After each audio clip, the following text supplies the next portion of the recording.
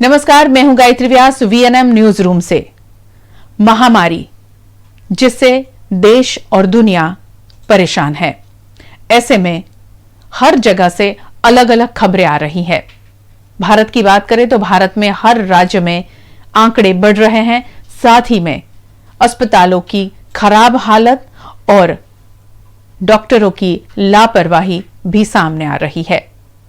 विश्व के आंकड़ों पर नजर डालें तो विश्व में कोरोना के अब तक 78 लाख से ज्यादा मामले दर्ज हो चुके हैं, जिसमें से 39 लाख से ज्यादा लोग ठीक हुए हैं, जबकि 4,28,000 से ज्यादा लोगों ने अपनी जान गंवाई है कोरोना के चलते।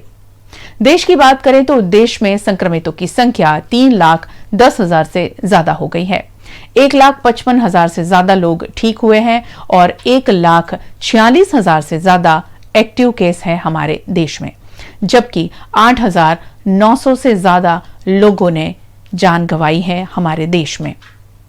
देश में महाराष्ट्र एक ऐसा राज्य है जहां पर सबसे ज्यादा 1 लाख से ज्यादा केस है कोरोना संक्रमितों के, जिसमें सबसे ज्यादा मुंबई में केस सामने आ रहे हैं। तमिलनाडु की बात करें तो तमिलनाडु में 40,000 से ज्यादा और दिल्ली में 36,000 से अधिक कोरोना संक्रमितों की संख्या है। गुजरात की बात करें तो गुजरात में कोरोना पॉजिटिव की संख्या अब तक 22,500 हो चुकी है, जिसमें से 15,000 से ज्यादा लोग ठीक हुए हैं और 5,000 अभी भी इलाज ले रहे हैं। गुजरात में 1,400 से ज्यादा लोगों ने अपनी जान गंवाई है कोरोना संक्रमण के चलते। इसके बावजूद आज गुजरात के कुछ लोग स्टैच्यू ऑफ यूनिटी देखने पहुंचे थे। हालांकि स्टैच्यू ऑफ यूनिटी बंद है, उनको वापस लौटना पड़ा। आप सोचिए, महामारी घोषित किया है इसे, इतनी ज्यादा संख्या बढ़ रही है संक्रमितों की और लोग है कि टहलने निकल रहे हैं। अब इससे हमें ये सीखना और समझना होगा कि अपने आप को बचाकर चलना ही इसमें समझदारी होगी।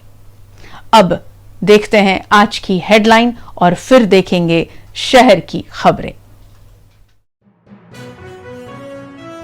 शहर में अब तक 1,001 लोग कोरोना से स्वस्थ। आज नए 40 कोरोना केस की पुष्टि। नहीं चलेगी निजी स्कूलों की मनमानी, राज्य के शिक्षा विभाग ने लिया अहम निर्णय। और पादरा के सब्जी व्यापारी वडोदरा में बेच रहे हैं सब्जी, बढ़ा सकते हैं कोरोना संक्रमण।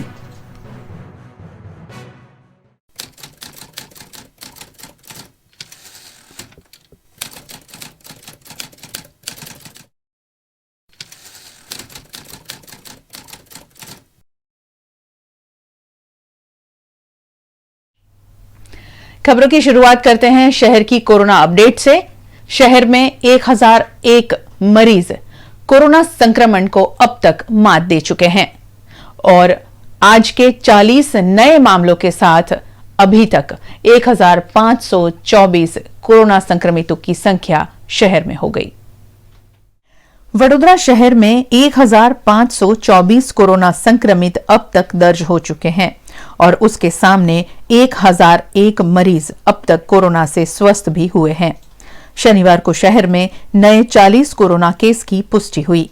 पिछले 24 घंटों में लिए गए 186 सैंपल में से 146 सैंपल नेगेटिव आए हैं, जबकि 40 सैंपल पॉजिटिव पाए गए। आज 66 लोग शहर के विभिन्न अस्पतालों से डिस्चार्ज होकर घर पहुंचे, जिसके चलते कोरोना से रिकवर होने वालों की संख्या 1,001 पहुंच गई।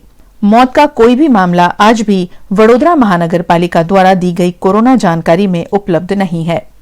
आज नए केस आजवा रोड, हरनी, Warasia ring road, Wadi, Navapura, polo ground, Waghodia road, Yakutpura, Navi Dharti, Ranavas, Mandvi, Fatehganj, पानीगेट, सावली, सयाजीपुरा, पादरा, भिलापुरा में सामने आए हैं।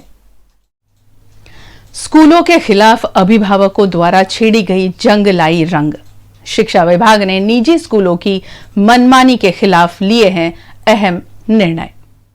पिछले कई दिनों से लगातार अभिभावक पूरे राज्य में आवाज उठा रहे थे। ऐसे में आज शिक्षा विभाग की बैठक में स्कूलों की मनमानी पर चर्चा हुई और अभिभावकों के हक में शिक्षा विभाग ने निर्णय सुनाते हुए स्कूलों को कई आदेश दिए हैं। मनमानी करने वाली स्कूलों पर शिक्षा विभाग कार्यवाही करेगा। शिक्षा विभाग के आदेश के अनुसार स्कूल फीस भरने के लिए अभिभावकों पर दबाव भी नहीं डाल सकेगा। त्रिमासिक फीस सितंबर महीने तक हर महीने भी भरी जा सकेगी। यूनिफॉर्म, स्टेशनरी स्कूल से लेने का दबाव बनाने वाली स्कूलों पर भी कार्यवाही होगी।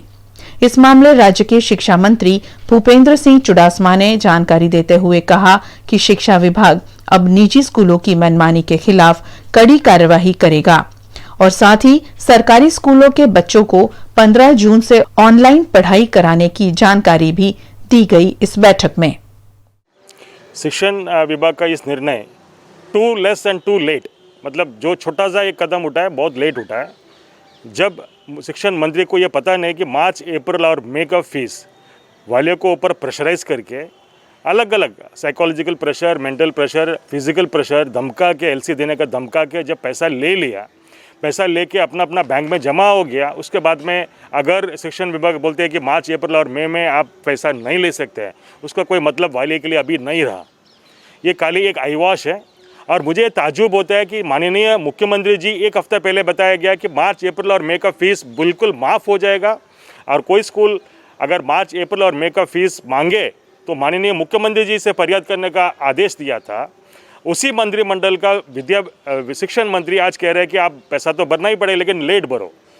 एक ही मंत्रिमंडल का शिक्षण मंत्री और मुख्यमंत्री जी के बीच में दाएं हाथ को पता नहीं जमने हाथ क्या कर रहे हैं। इस तरह अगर आप शिक्षण विभाग चलाओगे तो हमारे बच्चों का भविष्य क्या होगा, ये वालियों को सोचने का टाइम आ गया। अगर समझो कि ब्रंच का फीस नहीं लोगे, बच्चे लोग घर पे बैठे हैं, अपना घर से खाना खा रहे हैं और स्कूल में से ब्रंच नहीं ले रहे, तो ब्रंच का पैसा स्कूल वाला मांग ही नहीं सकते हैं।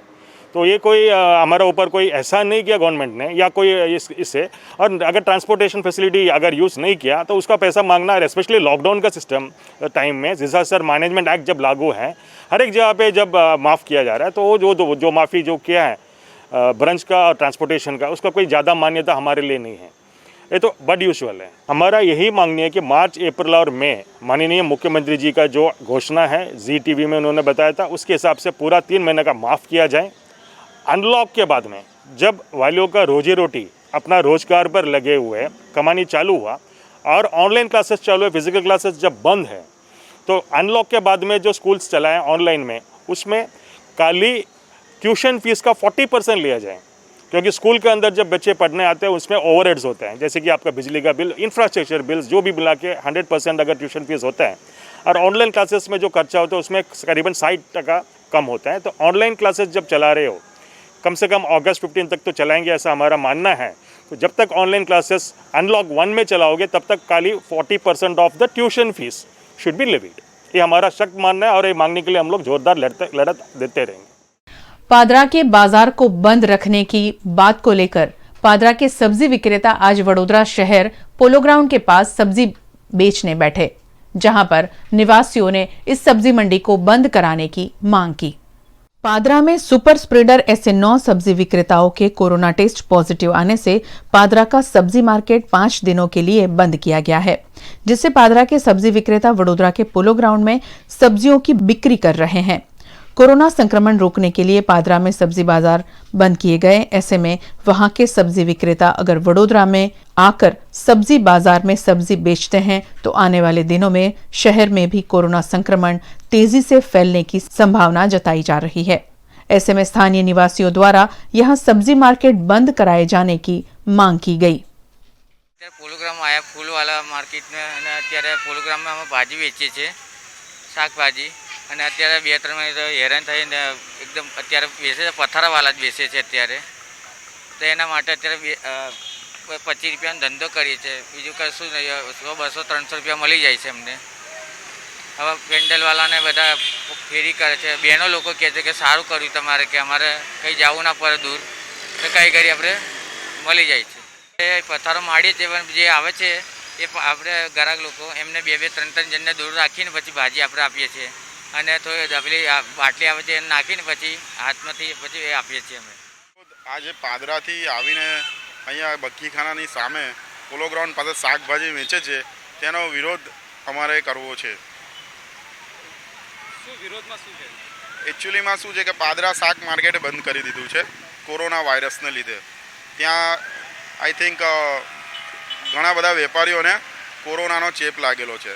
હવે કોર્પોરેશને અહીંયા ગાડી ખંડેરાવ માર્કેટ સોશિયલ ડિસ્ટન્સથી શરૂ કરી દીધેલું છે। હવે આ વેપારીઓ ત્યાંથી પાદરા માર્કેટ બંધ કર્યો અહીં પોલો ગ્રાઉન્ડ પાસે આવીને શાકભાજી વેચે છે, જેથી અમારા સોસાયટીમાં આ સંક્રમણ લાગશે એની જવાબદારી કોની એનો અમે વિરોધ કરીએ છીએ અને તંત્રને કહીએ છીએ કે વહેલી તકે આ માર્કેટ બંધ કરે। कल वीएनएम की खबरों में हमने दिखाया था एसएसजी में किस तरह होता है गरीब मरीजों का इलाज, जिसमें एक तस्वीर सामने आई थी जिसमें मरीज को रस्सी से बांधा हुआ था। आज उस मरीज का कोरोना टेस्ट पॉजिटिव आया है, ये खबर सामने आई।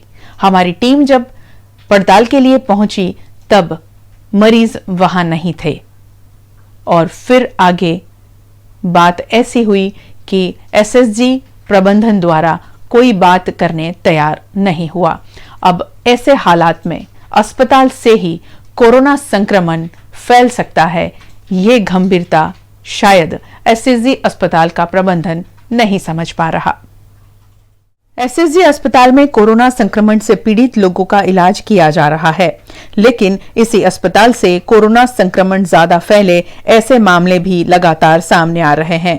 अस्पताल के मेडिसिन विभाग के 5 नंबर के वार्ड में कल एक मरीज को रस्सी से बांधकर रखा गया था, जिसका कोई नाम पता अस्पताल के पास भी दर्ज नहीं था और बाद में इस मरीज के कोरोना पॉजिटिव होने की जानकारी भी सामने आई है। आज जब फिर वीएनएम की टीम इस मरीज की पड़ताल के लिए पहुंची तब मरीज वहां से नदारद दिखा। इस मरीज ने पिछले दिनों सफाई कर्मचारी को काटा था, ये भी मामला सामने आया है। ऐसे में सफाई कर्मचारी को भी कोरोना का खतरा हो सकता है।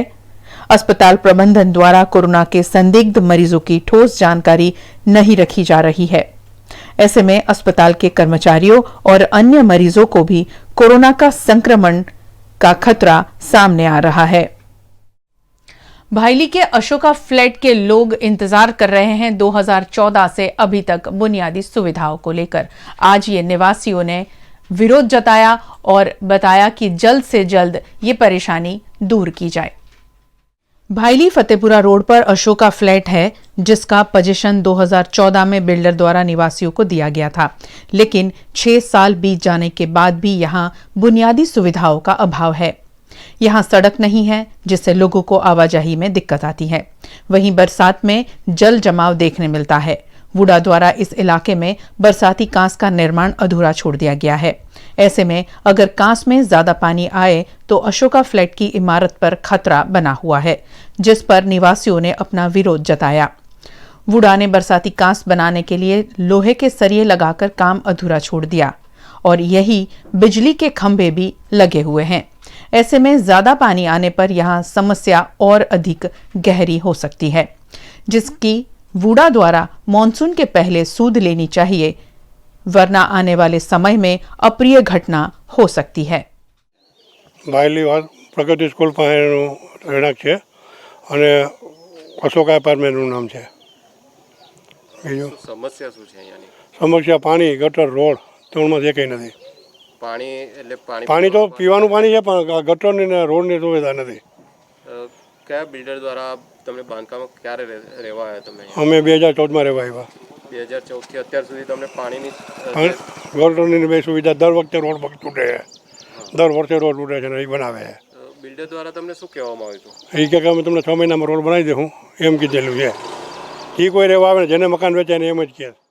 અહીંયા સમસ્યા છે કે બિલ્ડર અમારે છે ને જે વુડાએ કીધું કાચો રોડ કાપેલો ને સાઈડ પ્રમાણે કાચો રોડ બનાવી દે, એમાં તો કાચો રોડ પર લોકોએ ગટરનું કામ કરેલું, એ કારણ આખી એમ જ માટી નાખી દે એટલે રોડ દબાઈ ગયો। જે આ કાચ છે કેટલા વર્ષથી કામ ચાલી રહ્યું છે? કાચનું કામ તો 2 વર્ષથી ચાલી રહ્યું છે, પણ અડધું છોડી દઈ અને પછી આગળ નીકળી ગયા એટલે એને લીધે અમારે રોડ પૂરા કરી દીધા અને અમારો જે હાલવાનો એપ્રોચ રોડ હતો બિલ્ડર બનાવેલો એ ટૂંકો થઈ ગયો અને કાચને લઈને કેટલી સમસ્યાઓ થઈ રહી? આવવા જવાનું તકલીફ થઈ છે અમને। 11 વર્ષે એટલું પાણી ભરાઈ ગયું હતું, અમે 4 દિવસ લાઇટ નહોતી અને બિલ્ડરે જનરેટર આવ્યું ચાલ્યું હતું, બાકી અમારે રોડ જવા એવું નહોતું, ચાલીને જતા વ્હીકલ રોડ પર પડ્યા હતા. લાગે છે કે ચોમાસાની ઋતુ આવી ગઈ છે અને હવે વરસાદ જો વધારે પડે તો તો અમારે આવવા જવાની સમસ્યા હજી એ થઈ જાય. તમે જોવો તો સિચ્યુએશન બે સાઈડ પાણી ભરેલું છે, વગર વરસાદે જો એટલું પાણી હોય તો વરસાદ પડે તો શું હાલત થાય એમ.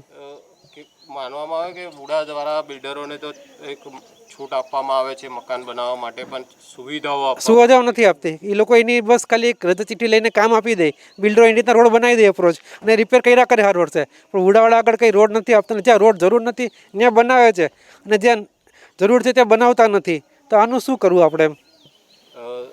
શું કહેવા માંગશો કે બુડાને તમે? કંઈ નહીં, બસ ગવર્મેન્ટ ધ્યાન આપે ને સારું કામ કરે અને પબ્લિકની સમસ્યાનું સોલ્યુશન આપે જલ્દી. કે આમ નામ ચાલ્યા કરશે તો કેટલું દિવસ આપણે એક સાઈડ કોરોનાની બીમારી છે ને એક સાઈડ પબ્લિકને સામાન્ય सुविधा મળતી નથી. તમે આમાં શું કરી શકો? शहर को आपात स्थिति से उबारने वाले दमकल विभाग के कर्मचारी स्थायी इमारत के अभाव में खुद ही आपात स्थिति से जूझ रहे हैं और कर रहे हैं कई परेशानियों का सामना। सभी तरह की आपात स्थिति में शहर में सेवाएं देने वाले दमकल विभाग के कर्मचारियों की खुद की स्थिति इन दिनों बदहाल हो रही है। दमकल विभाग का मुख्य कार्यालय डांडिया बाजार में था, लेकिन यहाँ की इमारत खस्ता हाल होने के चलते दमकल विभाग के कर्मचारियों को सामने की ओर एक पतरे की कैबिन में बिठा दिया गया। गर्मी और बरसात जैसे मौसम में कर्मचारियों को यहाँ बैठने में दिक्कतें आती हैं। वहीं दमकल विभाग के अधिकारी एसी कैबिन में बैठकर अपना काम करते हैं। दमकल विभाग के कर्मचारियों की स्थिति पर ठोस कदम उठाए जाने की आवश्यकता जताई जा रही है। વડોદરા શહેરને સ્માર્ટ સિટીના ભાગરૂપે છેલ્લા 4 વર્ષ પહેલાં અહીં ગાડી ફાયર બ્રિગેડની મસ્ત મોટી ઓફિસ હતી, ગાડીઓ મૂકવાની વ્યવસ્થા હતી, કર્મચારીઓ અધિકારીઓ બેસતા હતા. આ ઓફિસને 4 વર્ષ પહેલાં તોડી પાડવામાં આવી. ત્યારથી જ જોઈ શકો છો તમામ ગાડીઓ ખુલ્લામાં 4 વર્ષથી બહાર પડી રહી છે. સાથે સાથે આ કર્મચારીઓ જે 24 કલાક ફરજ બજાવે છે, પાણી આવે ત્યારે પણ એમની ફરજ હોય, આગ લાગે ત્યારે પણ ફરજ હોય. સાથે વડોદરા મહાનગર સેવા સદનને ક્યારે પાણીની જરૂર હોય ત્યારે આ જ કર્મચારીઓ એમને પાણી પહોંચાડતા હોય. આ જ કર્મચારીઓ હાલ જોઈ શકો છો છેલ્લા 4 વર્ષથી આવા ખુલ્લા તાપ તડકામાં બેસીને પોતાની ફરજો બજાવી રહ્યા છે. હાલમાં પણ જોઈ શકો તાપમાં બેઠા છે, વરસાદ છે, ચોમાસાની સિઝન છે, પરંતુ વડોદરા મહાનગર સેવા સદનના જાડી ચામડીના અધિકારીઓ અને રાજકારણીઓ એસી ઓફિસમાં બેસી રહ્યા છે. એમની અમારી વિનંતી છે કે 24 કલાક માટે એસી કેબિન છોડીને આમની સાથે ફરજ નિભાવે તો ખબર પડશે કે તાપ શું છે, ઠંડી શું છે ને વરસાદ શું છે. અમારી વડોદરા શહેરના મેયરશ્રી, ચેરમેનશ્રી, કમિશનર સાહેબને વિનંતી છે કે આ ફાયર બ્રિગેડના જે જવાનો છે તેમના માટે તાત્કાલિક રહેવાની, બેસવાની અને એમને જે પણ કાર્ય કરવાનું હોય તેના માટે ઓફિસો બનાવે તેવી हमारी मांग है। और अब रुकते हैं एक छोटे से ब्रेक के लिए। ब्रेक के बाद खबरों में बहुत कुछ है बाकी, आप बने रहे हमारे साथ।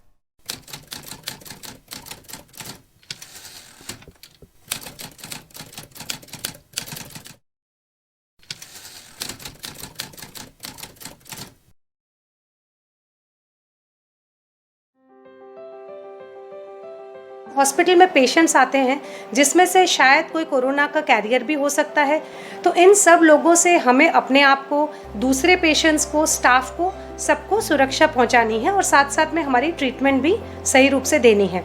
तो सबसे ज़्यादा हमारा ध्यान जो है वो साफ़ सफाई पे है और प्लस हेल्थ केयर सिस्टम पे बहुत बर्डन ना आए उसके लिए हम अपॉइंटमेंट्स को लिमिटेड कर रहे हैं। हॉस्पिटल में पेशेंट अंदर आने से पहले उसका मास्क कंपलसरी है, फुटवेयर निकलवाते हैं, टेम्परेचर उसका बुखार चेक करते हैं, हैंड सैनिटाइज करवाते हैं, 3-3 फुट के अंतर पे पेशेंट्स को बिठाते हैं, एक ऑनलाइन ट्रांजैक्शन करवाते हैं या तो कैश को लेते हैं तो उसको we keep it in the UV chamber sterilization के लिए।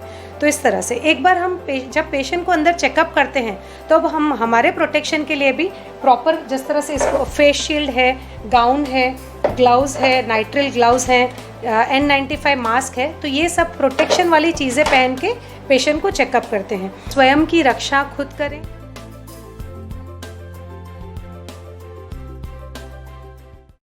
कोरोना की दहशत के बीच भी ब्यूटी पार्लर जाना अब हो गया है जरूरी। फिर भी अगर आपके मन में हाइजीन को लेकर डर है तो आप बेफिक्र होकर जाइए मांजलपुर और जेतलपुर के कृपा ब्यूटी क्लिनिक में, जहां आज से नहीं 2006 से ही मास्क, हैंड ग्लव्स और सैनिटाइजिंग के साथ ही अलग अलग कमरों में होती है ब्यूटी ट्रीटमेंट। यहाँ हर क्लाइंट को मिलता है स्वस्थ और स्वच्छ माहौल।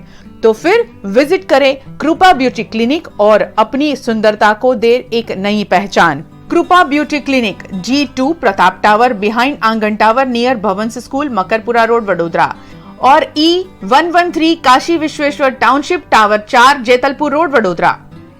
GIHM, Gujarat Institute of Hotel Management, 25 years of excellence in hotel management education, rated best hotel management institute by CSR and second in Gujarat by CSR survey. 100% placement Gujarat की सबसे पुरानी होटल मैनेजमेंट इंस्टीट्यूट। GIHM का मकसद सिर्फ अच्छी शिक्षा देना ही नहीं, मकसद है स्टूडेंट्स में आत्मविश्वास और आत्मनिर्भरता की कमी पूरी करना। यहाँ है AC क्लासरूम, लेटेस्ट टेक्नोलॉजी से एडवांस स्टडी, देश विदेश में 5 स्टार होटल और क्रूज लाइन में 100% placement. Gujarat institute hotel management behind Sun Pharma research centre next to Ashwamegh, Akota, Vadodara. Futurelink consultants, 18 years of experience, जो देगा आपके सपनों को पंख। A one stop support service for student, immigration and spouse dependent visa to Canada.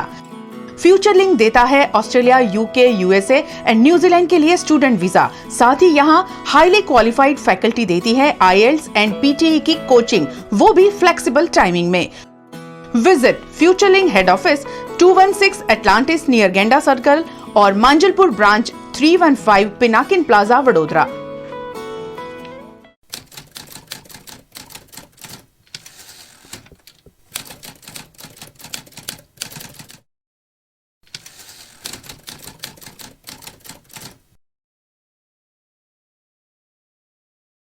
पहली बारिश ने खोल दी वडोदरा महानगर पालिका की पोल।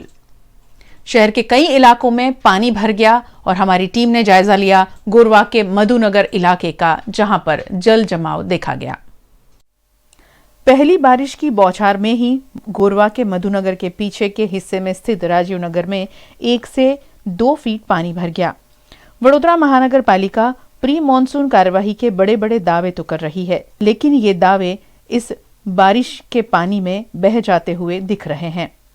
इस इलाके में बीती रात चली तेज हवाओं और धुआंधार बारिश से एक पेड़ भी धराशायी हुआ, जिससे निकट के घर की दीवार भी टूट गई। નમસ્કાર વડોદરા। આ જુઓ કે અત્યારે અમે રાજીવનગરના વિસ્તારમાં છે, અહીંયા લોકોના ઘરની અંદર આ પાણી ભરાઈ ગયું છે। જે ગરીબ લોકો છે એમના ઘરમાં જે રીતે પાણી આવ્યું છે અને આ વિસ્તારમાં પહેલા જ વરસાદમાં આ હાલત છે અને આવનાર સમયમાં વધુ વરસાદ પડશે તો શું થશે આ વિસ્તારનું? આ વડોદરા શહેરના મેયરનો વિસ્તાર છે। મેયરે આના પર તાત્કાલિક ધોરણે આ વિસ્તારમાં ध्यान આપવું જોઈએ। આ એમનો વિસ્તાર છે, 5 વર્ષથી ચૂંટાઈને અહીંયા જ રહેલા છે અને આ જે એમના જ વોટરો છે જે એમને વોટ આપે છે। તો અમારી રિક્વેસ્ટ છે કોર્પોરેશનને અને તંત્રને કે તાત્કાલિક ધોરણે તમે આના પર પગલાં લો અને આ જે રાજીવનગર છે, જે મધુનગરના ભાગમાં આવેલો જે ભાગ છે, જેને સ્પેશિયલ ખાડો કહેવાય છે, એ વિસ્તારમાં અત્યારે જે પણ લોકો રોકાયા છે, 200 પરિવાર છે, 200 ઘર છે, એ તમામને પહેલી પ્રાયોરિટીમાં સરકાર તરફથી સુવિધા મળે, પાણી નિકાલ માટેની વ્યવસ્થા થાય, પાણીનો વહેલી તકે નિકાલ થાય એવી વ્યવસ્થા કરવામાં આવે, એવી ટીમ રિવોલ્યુશનની માંગ છે। જો આવનાર સમયમાં આ લોકો માટે જો આ લોકોએ કોઈ પગલાં નહીં લે તો અમે લોકો ઉગ્ર રજૂઆત કરીશું અને સરકારને મજબૂર કરીશું કે આ લોકોને સુવિધા આપે। बढ़ रहे कोरोना संक्रमण को रोकने पादरा के बाजार आज बंद रखे गए थे। APMC में सब्जी विक्रेताओं की हुई स्क्रीनिंग भी। पादरा में कोरोना वायरस केस में बढ़ोतरी के चलते शनिवार से बुधवार तक बाजार बंद रखे गए हैं, जिसके तहत आज चौकसी बाजार, गांधी चौक, किराना बाजार, झंडा बाजार, पुरानी सब्जी मार्केट और ताजपुरा रोड का अनाज बाजार समेत अंबाजी रोड, ST डेपो निकट के कृष्ण कॉम्प्लेक्स जैसे सभी बाजार बंद रखे गए। पादरा में बाजार बंद रखने के साथ साथ सब्जी विक्रेताओं का स्क्रीनिंग और मेडिकल चेकअप कैंप भी APMC में आयोजित किया गया। पिछले दिनों पादरा में 9 सब्जी विक्रेता कोरोना की चपेट में आए थे, जिसके चलते सभी सब्जी विक्रेताओं का स्क्रीनिंग और मेडिकल चेकअप जिला स्वास्थ्य विभाग की ओर से किया गया। गईकाले पादरामां આપણે APMC રિલેટેડ બિઝનેસ રિલેટેડ વિક્રેતાઓ છે શાકભાજીના, એમાંથી પોઝિટિવ કેસ નોંધાતા અહીંયા આપણે સોશિયલ ડિસ્ટન્સ, માસ્ક પહેરવાનું, સેનિટાઈઝર અને સાબુથી હાથ ધોવાની વ્યવસ્થા કરવાની સૂચનાઓ આપેલી છે। APMC જોડે સંમતિથી બધા સાથે રહી APMC અને જિલ્લા વહીવટીતંત્ર અને અહીંની સ્થાનિક વહીવટીતંત્રની ટીમો સાથે રહી અને જે ગઈકાલે આપણે નક્કી કરવામાં આવ્યું કે જેટલા વિક્રેતાઓ છે એમનું બધાનું મેડિકલ સ્ક્રીનિંગ થાય, ખાસ કરીને બધાનું SpO2 લેવામાં આવે, સાથે સાથે એને થર્મલ ગનથી તપાસ કરવામાં આવે, સાથે એની તમામ હિસ્ટ્રી લેવામાં આવે કે એને અગાઉ કોઈ ડાયાબિટીસ છે કે ભાઈ બ્લડ પ્રેશરની કોઈ બીમારીઓ છે કે નહીં, એમની દવાઓ ચાલુ છે કે નહીં, અને જે એનું સ્ક્રીનિંગમાં જે કંઈ જરૂરિયાત મેડિકલ એની જે વસ્તુ નીકળી રહી છે એને આપણે ધ્યાનમાં રાખી અને અમારી ટીમ દ્વારા એમને આપણે દવા, યોગ્ય દવા જેને જરૂર હોય એ પ્રમાણે આપવામાં આપણે કરીશું. અત્યાર સુધી લગભગ 70 જણાનું સ્ક્રીનિંગ અત્યારે થયું છે અને લગભગ બધાને સારી એવી દવા જે જરૂરિયાત હતી એમને આપણે અત્યારે અહીંથી વિતરણ કરવામાં આવ્યું છે અને એની જરૂરી જે કંઈ સૂચનાઓ છે મેડિકલને લગતી એ બી આપવાનું અમારા ટીમ દ્વારા નક્કી થયું. સાહેબ, જે રીતના અહીંયા જે ચેરમેન છે એપીએમસી પટેલ, તેમના પણ રિપોર્ટ પોઝિટિવ આવે છે, એ વાત રિપોર્ટ અત્યારે આપણે કોઈ પણ ટૂંકમાં જેને તકલીફ છે અને રિપોર્ટ પોઝિટિવ આવે તો એમનું બી આપણે જે કંઈ આગળની કાર્યવાહી માર્ગદર્શિકા પ્રમાણે કરવાની છે એ જરૂરથી કરવામાં આવશે. કે એમને બી આપણે યોગ્ય ક્વોરન્ટાઇન કે જે કંઈ હોસ્પિટલમાં હોય તો હોસ્પિટલમાં તો એને સારવાર મળે જ છે, પણ જે કોન્ટેક્ટ લોકો હોય છે, જે વિક્રેતાઓ છે, એને આપણે ખાસ કરીને આપણે આયોજન કર્યું છે કે જે હવે આગળ ન થાય, એના માટે સંक्रमण વધે नहीं, એના માટેની આ આખી વ્યવસ્થા. एक और कोरोना संक्रमण से कई लोगों की जिंदगियां खतरे में हैं और ऐसे में आर्थिक स्थिति भी चरमराई हुई है और उसमें सबसे ज्यादा परेशान है किसान. झगड़िया में पपीते की फसल लेने वाले किसानों पर तालाबंदी की मार ऐसी पड़ी है कि अब पपीते की बिक्री नहीं हो रही है और फसल बर्बाद हो गई है. खेत में पपीते की फसल तैयार होते ही देश भर में लॉकडाउन हो गया था और भरूच जिले के झगड़िया तालुका में पपीते की फसल बर्बाद हो गई. तालाबंदी की मार सभी क्षेत्रों पर पड़ रही है और ऐसे में सब्जी और फलों की बिक्री भी सुचारू नहीं हो पा रही है, जिससे झगड़िया तालुका के पपीते की फसल लेने वाले किसान आर्थिक मुसीबतों में घिर गए हैं. ऐसे किसान सरकारी सहाय की आस लगा रहे हैं. झगड़िया तालुका में पपया वावता खेडूतोने आ वखत लॉकडाउन थयुं त्यारे पाक तैयार थई गयो. त्यारबाद लॉकडाउन खुली गया पछी पण वेपारीओ माल लेवा आवता नथी. ते कारणे खेडूतोने भारे नुकसान होवानुं अनुमान छे. लगभग एक खेडूतने 20 થી 25 लाख रूपियानुं नुकसान होवानुं अनुमान छे. તમે જોઈ રહ્યા છો પાક પણ હજુ ખેતરમાં તૈયાર જ છે અને ઉપર જ પાકી જાય છે અને નીચે ગળી જાય છે એવો જ પાક, તો પણ અમારા માલ લેવા આવતા નથી વેપારીઓ, અને વેપારીઓ માલ લેવા આવે છે તો એકદમ સસ્તા ભાવમાં માગે છે, તે અમને પોસાય એમ પણ નથી. બીજું કે સરકાર અમને કઈ સહાય આપે એવી કઈ અમારી સરકારની માગણી છે ખેડૂતોની. शहर के प्रसिद्ध कलाकार पद्मश्री ज्योति भट्ट एक और सम्मान से नवाजित. कला क्षेत्र में उम्दा प्रदान के लिए मिला उनको सव्यसाची सारस्वत अवार्ड. गुजरात विश्वकोश ट्रस्ट द्वारा प्रतिवर्ष पद्म भूषण डॉक्टर धीरूभाई ठाकर सव्यसाची सारस्वत अवार्ड दिया जाता है, जो साहित्य, संगीत, नृत्य, चित्र जैसी कलाओं में उत्कृष्ट प्रदान करने वाले लोगों को दिया जाता है. इस वर्ष ये अवार्ड वडोदरा के प्रसिद्ध तस्वीरकार और चित्रकार ज्योति भट्ट को दिया जाएगा. पद्मश्री ज्योति भट्ट ने देश विदेश में 50 जितने निजी और सामूहिक प्रदर्शनों में अपने चित्र और अपनी तस्वीरों की प्रदर्शनी लगाई है. उन्हें गुजरात राज्य का गौरव पुरस्कार और रविशंकर रावल पुरस्कार भी प्राप्त हुआ है. फोटोग्राफी में भी उनका स्थान देश के प्रतिष्ठित फोटोग्राफरों में शामिल है.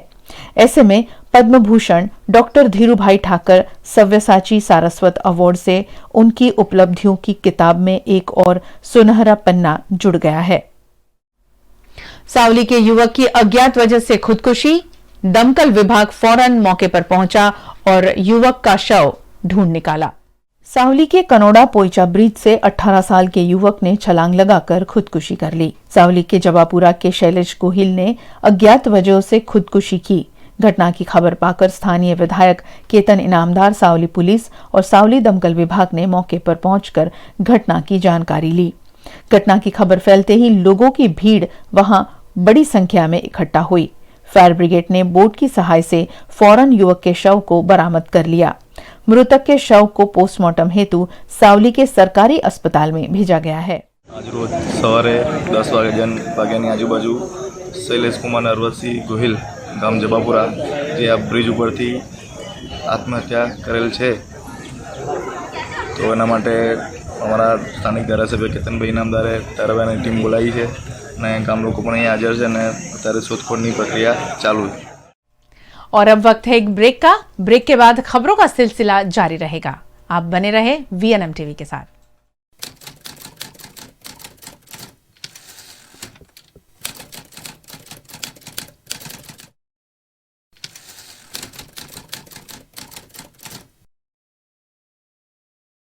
हॉस्पिटल में हर पेशेंट की जांच बहुत ही सावधानी पूर्वक से करते हैं.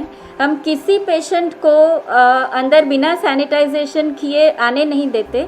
हर पेपर का हम फोटो निकालते हैं जो मोबाइल में मुझे व्हाट्सएप पे मिल जाता है और हर रिपोर्ट उसी तरह हम चेक करके और यहाँ से मेरे पास जो पेपर होता है उसमें लिख के आगे दवाई हम उनको दे देते हैं. पेशेंट को ज़रूरत पड़ती है तो ही हम लिटा के चेक करते हैं. बाकी इसी तरह सोशल डिस्टेंसिंग मेंटेन करते हुए ऑनलाइन ट्रांजैक्शन से ही हम लोग कामकाज करते हैं. सोनोग्राफी में भी हम पेशेंट को जब लेते हैं तब सैनिटाइज किया हुआ रूम होता है. पेशेंट की सोनोग्राफी ख़त्म हो जाए उसके बाद दोबारा हम स्प्रे कर देते हैं सो दैट दूसरे पेशेंट को कोई प्रॉब्लम ना हो. पेमेंट भी हम पेटीएम से या कार्ड से ही करते हैं. हमारे हॉस्पिटल में जो सारवार के लिए दर्दी आते हैं, जिनका ऑपरेशन भी होता है और दाखिल भी होते हैं, हम उनको डाउटफुल रख के ही दर एक स्टेप पे कंप्लीट केयर लेते हैं, जिससे कोई डॉक्टर और स्टाफ को संक्रमित न हो और पेशेंट की रिकवरी फास्ट हो जाती है. अभी ये परिस्थिति में हम दर एक दर्दी को सारवार देते हैं, ओपीडी और इंदौर दोनों. Paneri ethnic and stylist short and long kurtis, leggings, Patiala, palazzo और पैंट की ढेरों वैरायटीज के साथ पानेरी में है इनरवेयर का भी कलेक्शन. अमांटे, ट्रायम, लेनिसा, जॉकी, लिबर्टी वर्ल्ड जैसी इंटरनेशनल ब्रांड के साथ स्वीट ड्रीम, सोनाली, ट्राइलो, एनामोर, लावण्य और जूलियट ब्रांड भी. और हाँ, पानेरी में अब अवेलेबल है मेंस अंडरगारमेंट्स, मेंस नाइटवेयर और मेंस स्पोर्ट्स वेयर भी. पानेरी 10 राजनगर सोसाइटी नियर कलश circle, Akota stadium road, Vadodara. युग धर्म स्टेशनरी, सभी तरह की स्टेशनरी खरीदने की आपकी अपनी मनपसंद जगह. लॉकडाउन के बाद अब युग धर्म स्टेशनरी की सभी ब्रांचेस कार्यरत. सिर्फ एक फोन करें और स्टेशनरी का सभी तरह का सामान घर बैठे पाएं. युग धर्म स्टेशनरी करेगा आपके ऑफिस, गोडाउन, फैक्ट्री या घर पर होम डिलीवरी. होम डिलीवरी के लिए संपर्क करें युग धर्म स्टेशनरी 9099822717 पर.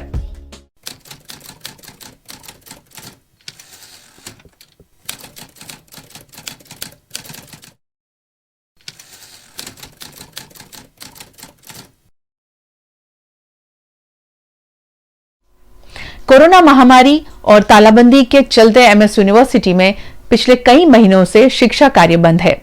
छात्रों से जुड़े मुद्दों पर यूजीएस राकेश पंजाबी ने प्रबंधन को कराया अवगत. आज रोज यूनिवर्सिटी वाइस चांसलर श्री અને રજિસ્ટ્રાર શ્રીને મેલ દ્વારા અને સોશિયલ મીડિયાના માધ્યમથી એજીએસયુ ગ્રુપ દ્વારા અને એઝ અ યુનિવર્સિટી જીએસ મારા દ્વારા એક અમુક રજૂઆત વિદ્યાર્થીઓના પ્રશ્નો ઘણા દિવસથી આવે છે એની રજૂઆત કરી છે. જેમાં મુખ્ય રજૂઆત એ છે કે આવનારા દિવસોમાં જ્યારે પણ પ્રવેશ પ્રક્રિયા શરૂ કરવાના છે અને જે છોકરાઓ હાલ એમએસ યુનિવર્સિટીમાં ભણી રહ્યા છે તેમને નવા સત્રની જ્યારે ફીસ ભરવાની આવશે.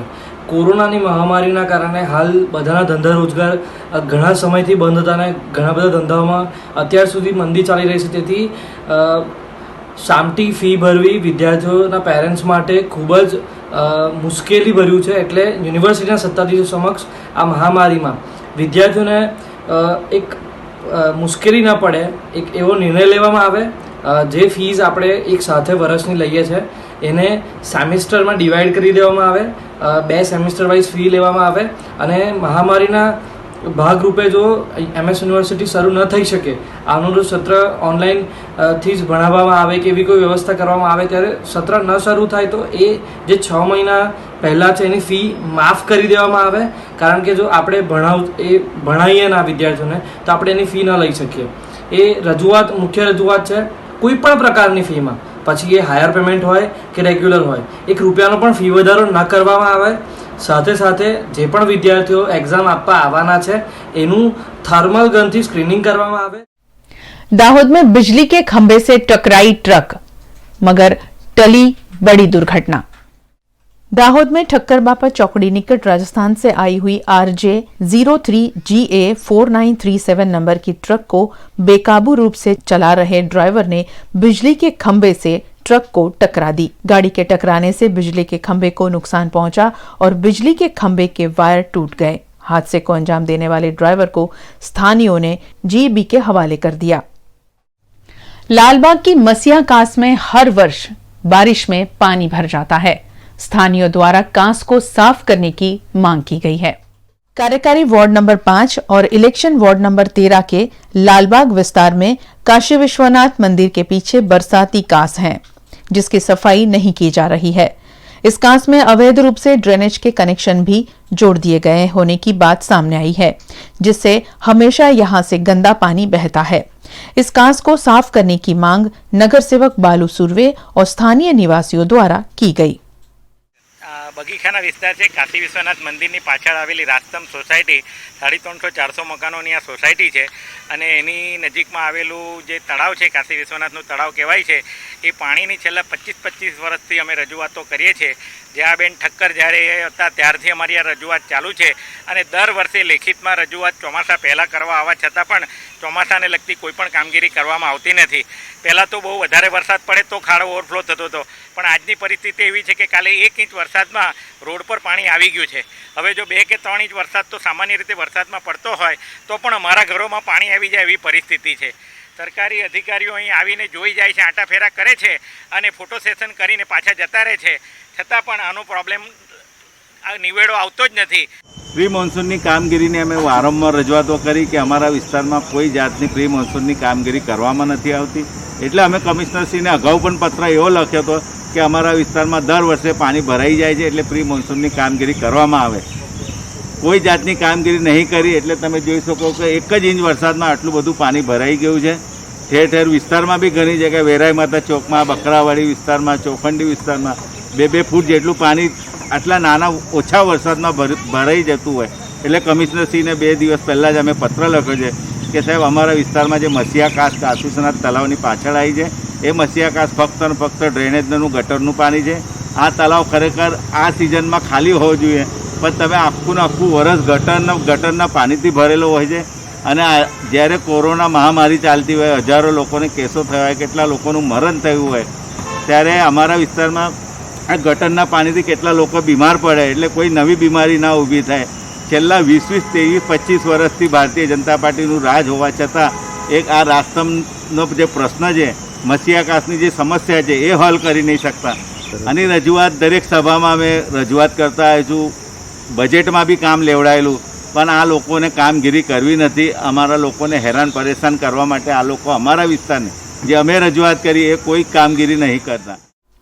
राजपीपला में धुआंधार बारिश से माहौल तो खुशनुमा हुआ, मगर साथ ही साथ बरगद का बड़ा सा पेड़ धराशायी भी हुआ। राजपीपला में बीती रात तेज हवाओं के साथ बारिश दर्ज की गई, जिससे पूरे इलाके में ठंडक फैली। भारी बारिश के चलते राजपीपला के कई निचले इलाकों में पानी भर गया। कुछ लोगों के घरों में पानी भर जाने से दिक्कतें भी आई। राजपीपला में भारी बरसात से दरबार रोड निकट के बहुचराजी माता मंदिर निकट पुराना बरगद का पेड़ भी धराशायी हुआ। दुर्घटना में किसी के हताहत होने की खबर नहीं है। आज वडोदरा सेंट्रल मॉल में जांच हुई, जांची गई मॉल की सुरक्षा।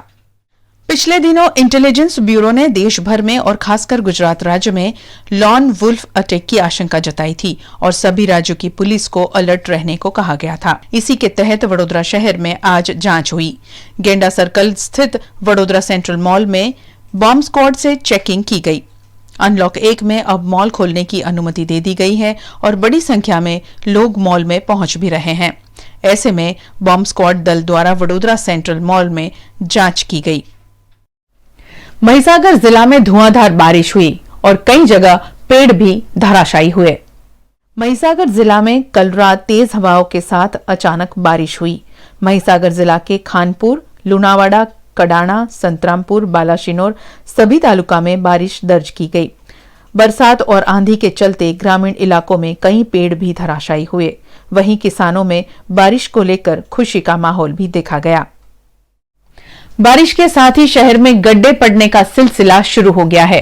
मुजमौड़ा में सड़क पर पड़ा गड्ढा वाहन चालकों के लिए खतरे की घंटी समान हो सकता है। बरसात की शुरुआत के साथ ही स्मार्ट सिटी की पोल खुलने लगी है। बीती रात शहर में जो धुआंधार बारिश बरसी, उस बारिश में मुजमौड़ा रोड पर पंजाब एंड सिंध बैंक के सामने बड़ा सा गड्ढा पड़ गया है। कुछ वक्त पहले ही यहां रिलायंस कंपनी द्वारा पाइपलाइन डाली गई, जिससे यहां की जमीन खोखली हो गई है, जो बारिश में वाहन चालकों और राहदारियों के लिए खतरा बन सकती है। वडोदरा शहर के एक शिक्षक योगिन शाह ने 40,000 किलोमीटर की एक वॉक का आयोजन किया है। इस वॉक के आयोजन के पीछे हेतु है सस्टेनेबल डेवलपमेंट को बढ़ावा देना।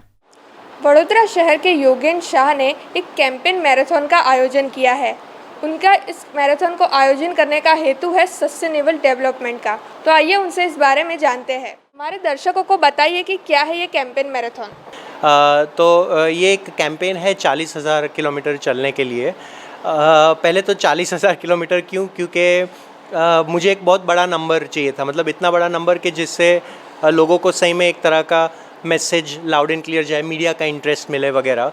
और अर्थ का जो पृथ्वी का सरकमफरेंस जो है गोलाई, वो 40,000 किलोमीटर है। इसलिए मैं पृथ्वी की तो परिक्रमा कर नहीं सकता, बीच में दरिया है, काफ़ी देश है, इसलिए मैं अलग अलग चरणों में या लेग्स में ये पूरे 40,000 किलोमीटर की जर्नी कंप्लीट करूँगा। कहाँ से शुरू होगा आपका ये मैराथन?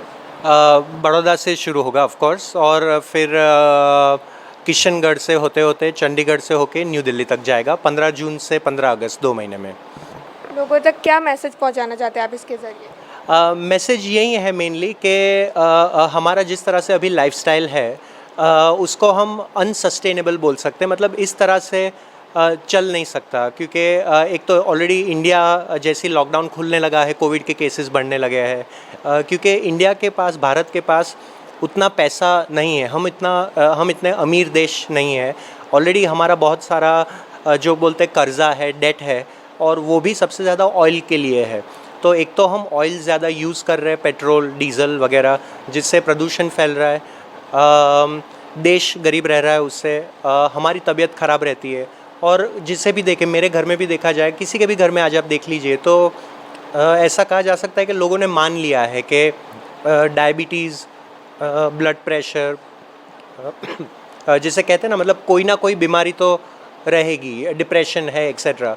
सो ये जो लाइफस्टाइल है, ये ना हमारे लिए खुद एक इंसान के लिए, व्यक्तिगत इंसान के लिए, समाज के लिए और पर्यावरण के लिए, तीनों के लिए एक सस्टेनेबल नहीं है। तो मैं लोगों तक ये मैसेज पहुंचाना चाहता हूं कि प्लास्टिक कम यूज़ करें, ऑयल कम यूज़ करें, दूसरों की मदद करें, शुगर, सॉल्ट, नमक, शक्कर जिसे कहते हैं, जिससे कई बीमारी आती है, डायबिटीज़ है, ब्लड प्रेशर है।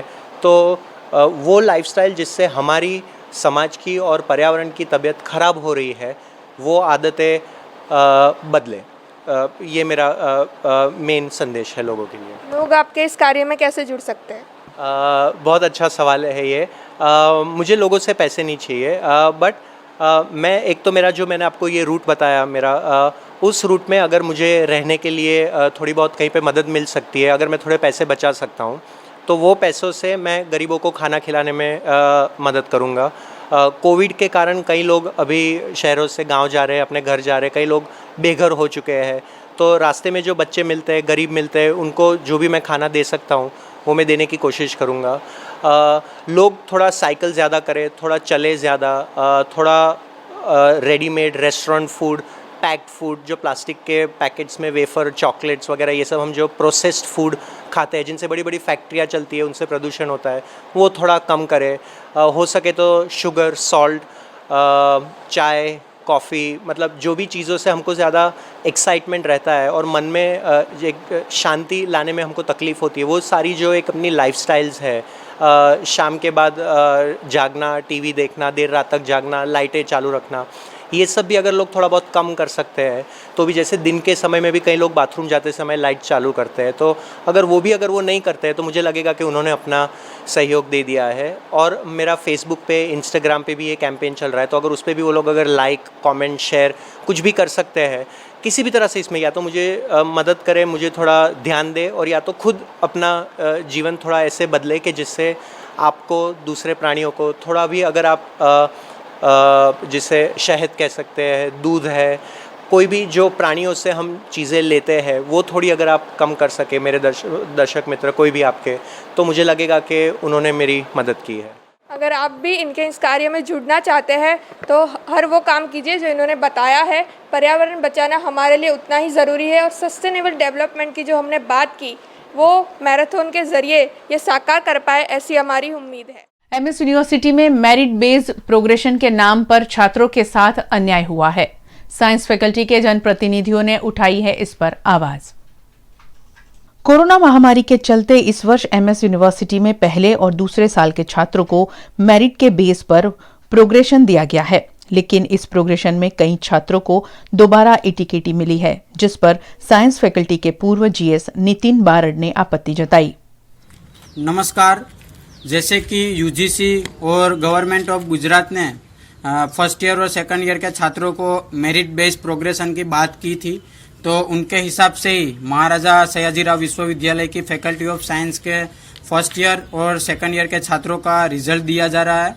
ये जो गवर्नमेंट ने और यूनिवर्सिटी ने जो मेरिट बेस्ड प्रोग्रेशन की बात की है, वो प्रोग्रेशन पे नाम पे छात्रों को बनाया जा रहा है। जो छात्रों को 4 पॉइंट CGPI से डाउन है वो सभी छात्रों को 2 गुना 1 का डबल करके फिर हेरा फेरी कर रहे हो, ऐसे ही करके छात्रों को केटी दी जा रही है, जो धराधर छात्रों के साथ अन्याय हो रहा है। ऐसा ना करे, और उनके हिसाब से जो छात्रों को केटी थी उनके हिसाब से आपने सेकंड सेमेस्टर का मेरिट बेस्ड प्रोग्रेशन के नाम पे रिजल्ट बना लिया। मैं ईमेल थ्रू डीन सर और अपने यूनिवर्सिटी के रजिस्ट्रार सर एवं वीसी सर को मैं निवेदन करता हूँ कि ये छात्रों के साथ जो भी अन्याय हो रहा है वो अन्याय का आप योग्य डिसीजन ले, ऐसे ही छात्रों के साथ अन्याय ना करे। वीएनएम न्यूज रूम से आज बस इतना ही। सोमवार को फिर मुलाकात होगी शहर, राज्य, देश और दुनिया की खबरों के साथ। आप बने रहे वीएनएम टीवी के साथ। वीएनएम टीवी का यूट्यूब चैनल सब्सक्राइब करें और अपने आप को रखें खबरों से अपडेट। नमस्कार।